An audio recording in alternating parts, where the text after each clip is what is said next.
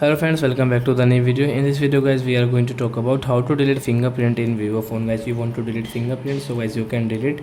And friends, now let's see how to delete fingerprint in Vivo phone.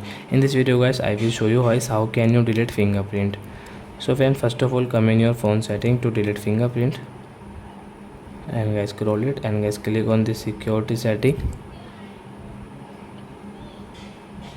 and guys click on this fingerprint. And guys, you want to add finger, so guys you can add another fingerprint, second fingerprint, but guys we will delete. So as you can see this guys delete icon, so guys click here and guys remove. You want to able to use your fingerprint to unlock your phone, so guys yes, remove. So guys you can delete and guys you can remove your fingerprint in your Vivo phone. So I hope friends you have understood how to remove fingerprint in Vivo phone. So that's it guys, thanks for watching our video. Now we will meet on next video with new topic.